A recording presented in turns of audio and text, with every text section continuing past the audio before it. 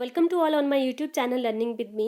सो आज जो हम लोग बहुत ज़्यादा इंपॉर्टेंट थ्योरी डिस्कस करने जा रहे हैं, जो है आपकी एरी एरिक्सन की थ्योरी। इस बार जो है वो एचपी टेट में क्वेश्चन पूछे गए थे एरी एरिक्सन की थ्योरी से। और हर जो आपके, चाहे आप एचपी टेट मेडिकल ले लो चाहे नॉन मेडिकल ले लो, तो सभी से जो है वो एरी एरिक्सन की थ्योरी से क्वेश्चन जो है वो आया था।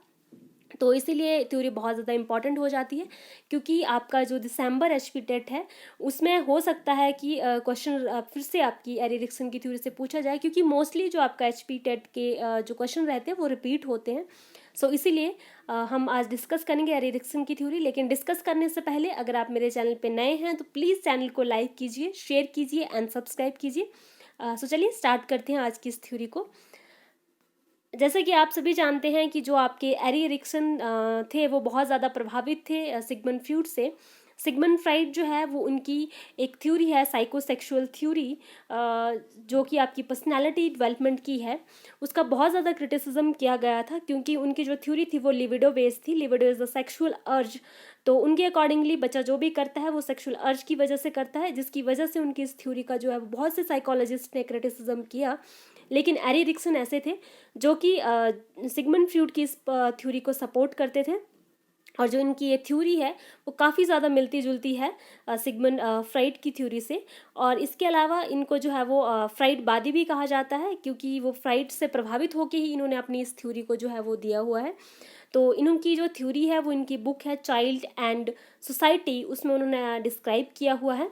तो इनके अकॉर्डिंगली ये जो कहते थे कि जो भी एक पर्सन की पर्सनैलिटी होती है वो आपकी सोसाइटी बेस्ड, मतलब सोशल पे बेस्ड होती है। लाइक जो भी एक मतलब पर्सन की पर्सनैलिटी होती है उस पर जो सोशल कॉन्टेक्स्ट होता है उसका प्रभाव रहता है।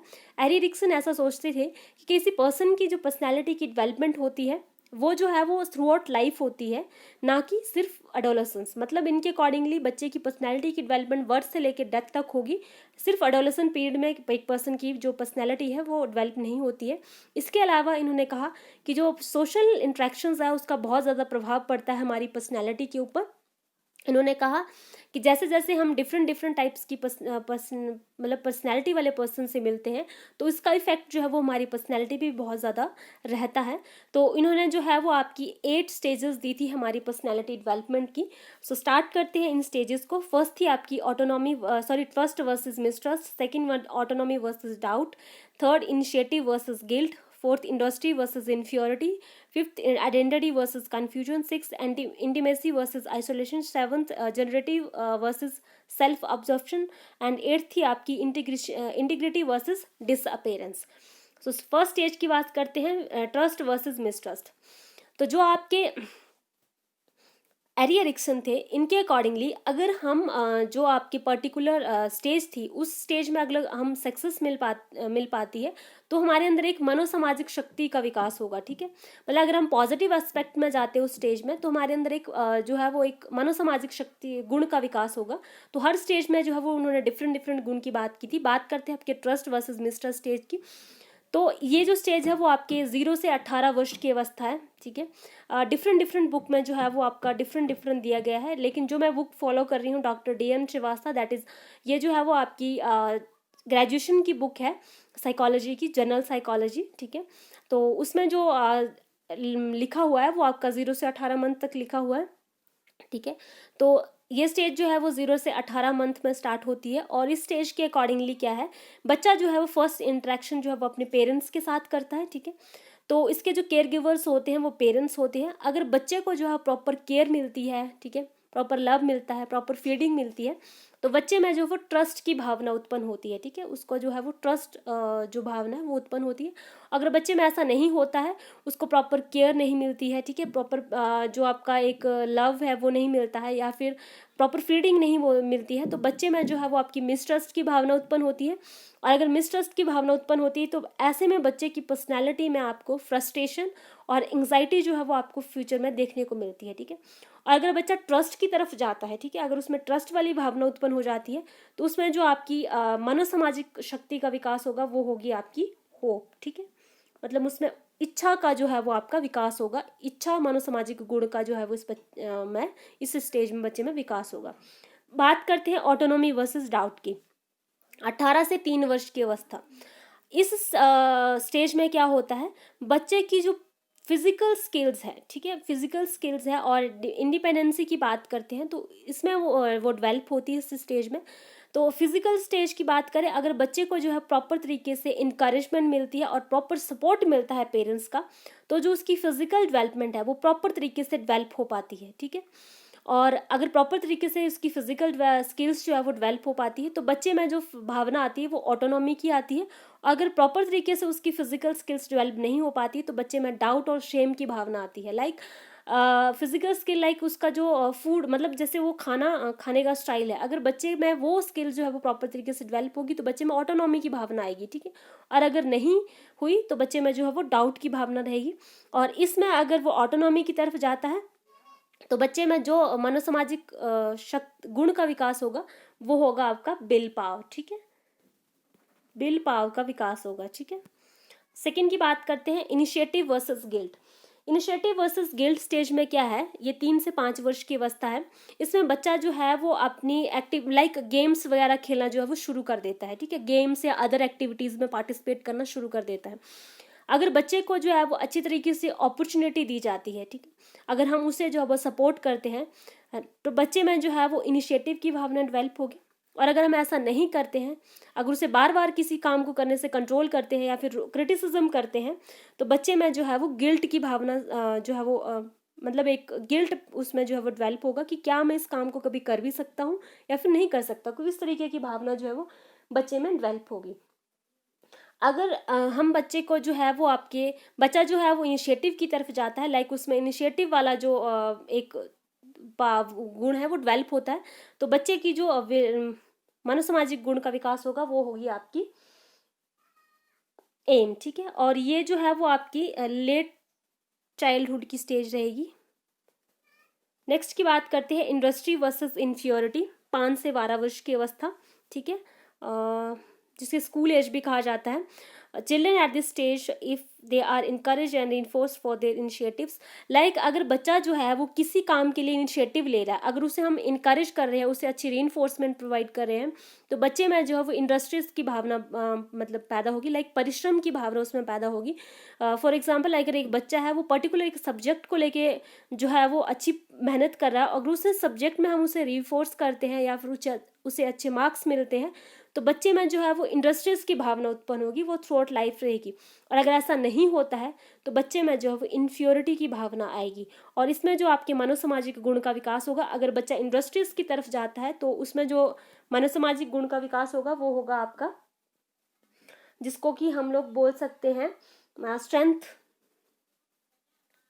या फिर आपका ड्यूटी, लाइक कर्तव्यनिष्ठ बनेगा बच्चा, ठीक है, इसमें अगर ऐसा हुआ। बात करते हैं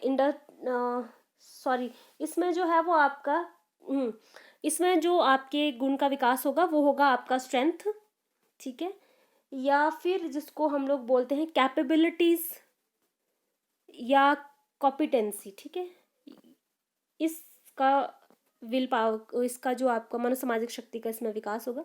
आइडेंटिटी वर्सेस कंफ्यूजन, इसमें जो है वो 12 वर्ष से 18 वर्ष की अवस्था है, क्योंकि एडोलेसेंस पीरियड है, जैसा कि स्टैनले हॉल ने कहा है स्ट्रेस एंड स्टॉर्म की एज है, मतलब तनाव और तूफान की अवस्था है ये। तो इसमें क्या होगा, बच्चे को जो अपनी आइडेंटिटी को लेकर जो है वो एक तरीके से कन्फ्यूजन रहता है। अगर बच्चा जो है वो खुद की आइडेंटिटी को पहचान पाता है, लाइक उसमें क्या कैपेबिलिटीज़ हैं, क्या पोटेंशियल है, अगर उसे पता है, ठीक है, तो वो एक मतलब सोशल अच्छी सी आइडेंटिटी बना सकता है, ठीक है। सोशल आइडेंटिटी भी बच्चा इसमें स्टेज में वो फोकस करता है, अच्छी सोशल आइडेंटिटी अगर फॉर्म कर पाता है, ठीक है, तो बच्चे में मतलब खुद की एक पहचान बच्चा कर पाता है कि मैं क्या हूँ और मुझे क्या करना है, इस तरीके का अगर उसे पता है तो बच्चे की जो है वो आइडेंटिटी फॉर्मेशन होगी। अगर ऐसा नहीं कर पाता है तो उससे कन्फ्यूजन रहेगा, लाइक मुझे क्या करना है, मैं क्या हूँ, मुझे मतलब इस तरीके का उसमें जो है वो आपकी भावना होगी। और अगर आइडेंटिटी की तरफ जाता है बच्चा तो उसमें जो है वो आपकी ड्यूटी मतलब कर्तव्यनिष्ठ बनेगा, वो अपने काम के प्रति जो है वो एक तरीके से कर्तव्यनिष्ठ होगा कि मुझे ये काम भी करना है, मेरा ये ड्यूटी है, ठीक है, तो इसकी तरफ वो जाएगा। नेक्स्ट की बात करते हैं आपके इंटीमेसी वर्सेस आइसोलेशन, तो 18 से 40 वर्ष की अवस्था, इस स्टेज में क्या होगा, इस स्टेज में जो है वो हमारे रिलेशनशिप फॉर्मेशन की बात आती है। अगर जो कमिटमेंट है वो लॉन्ग टर्म रहती है तो हमारे में इंटीमेसी की भावना आती है, और अगर जो रिलेशनशिप जो कमिटमेंट है वो लॉन्ग टर्म नहीं रहती है तो हमारे में आइसोलेशन, डिप्रेशन और लॉनलीनेस की भावना आती है। और इसमें जो आपका अगर इंटीमेसी की तरफ जाते हैं तो जो भावना मानव सामाजिक गुण का विकास होगा वो आपका होगा लव। ठीक है, बात करते हैं जनरेटिव वर्सेस सेल्फ ऑब्जॉर्प्शन की, 40 से 60 वर्ष की अवस्था। इस अवस्था में क्या होता है बेसिकली कि शादी हो के बच्चे भी हो चुके होते हैं तो उनका एक पालन पोषण का काम चल रहा होता है। ठीक है, तो अगर हम जो है वो अच्छे तरीके से जो नीड है हमारी फैमिली की उसको पूरा कर पा रहे हैं तो हमारे में जनरेटिविटी की भावना आएगी, और अगर हम ऐसा नहीं कर पा रहे हैं तो हमारे में जो है वो सेल्फ ऑब्जॉर्प्शन की भावना, हमारी पर्सनैलिटी में जो है वो सेल्फ ऑब्जॉर्प्शन की भावना जो है वो पैदा होगी। ठीक है, और अगर सेल्फ ऑब्जॉर्प्शन की भावना आएगी तो नेचुरल सी बात है हमारी जो हमारी पर्सनैलिटी है उसमें frustration, anxiety and all depression kind of जो थिंग्स है वो आपको देखने को मिल जाएंगी। और जो इसमें जो आपके मनोसामाजिक गुण का विकास होगा, अगर जनरेटिविटी की तरफ जाता है पर्सन तो जो आपके केयर है उस मनोसामाजिक गुण का जो है वो विकास होगा। ठीक है, इंटीग्रिटी वर्सेस डिसअपेरेंस, तो ये जो है वो 65 से अबव की अवस्था है। ठीक है, जब हम सारा काम करके एक तरीके से सब हो चुका होता है हमारी लाइफ में। ठीक है, एक रिटायरमेंट की स्टेज जिसको बोल सकते हैं। इसमें हम लोग जो है वो खुद का जितना हमने लाइफ में किया है उसको एक तरीके से जो है वो देखते हैं कि अगर वो हमने जो किया है अगर हम उससे सेटिस्फाइड है तो इंटीग्रिटी की भावना आती है। अगर हम उस काम से सेटिस्फाइड नहीं है, लाइक जो हमने अपनी फैमिली को प्रोवाइड किया, जो हमने अपनी फैमिली को दिया, ठीक है, अगर हम उस केयर और लव एंड ऑल एस्पेक्ट से अगर हम सेटिस्फाइड नहीं हैं तो हमारे में डिसअपेरेंस की भावना जो है वो डेवलप होगी। ठीक है, और इसमें जो आपका मनुष्य सामाजिक गुण का विकास होगा वो होगा आपका विजडम। ठीक है, विजडम का जो है वो आपका विकास होगा। तो यही थी आपकी एरी एरिक्सन की थ्योरी। क्योंकि एचपी टेट में ज़्यादातर इतना डीपली क्वेश्चन नहीं पूछता है, सिर्फ और सिर्फ मे बी वो जो लाइक लास्ट टाइम एक होप का क्वेश्चन पूछा था, लास्ट मे बी 2015 या 16 में पूछा हुआ था कि होप कौन से उसमें डेवलप है आपके एरी एरिक्सन के। बाकी इतना डीपली वो नहीं जाता है, सिर्फ और सिर्फ स्टेजेस का पूछता है कि स्टेजेस कौन सी हैं। तो जो आपकी फर्स्ट स्टेज थी ट्रस्ट वर्सेस मिसट्रस्ट, 0 से 18 वर्ष की अवस्था। सेकंड है आपकी ऑटोनॉमी वर्सेस डाउट या शेम, जो है आपका अर्ली चाइल्डहुड, ये है आपकी 18 से 3 वर्ष की अवस्था।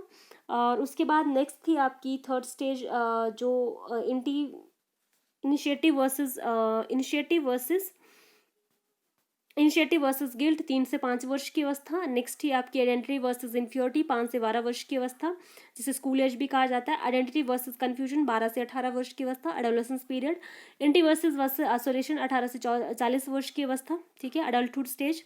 जनरेटिव वर्सेस सेल्फ ऑब्जॉर्प्शन, 40 से 60 वर्ष की अवस्था। और इंटीग्रिटी वर्सेस डिसअपेरेंस, 60 से अब डेथ तक की अवस्था। ठीक है, तो आज की वीडियो में बस इतना ही। अगर आप मेरे चैनल पे नए हैं तो प्लीज़ लाइक कीजिए, शेयर कीजिए एंड सब्सक्राइब कीजिए। Thank you so much.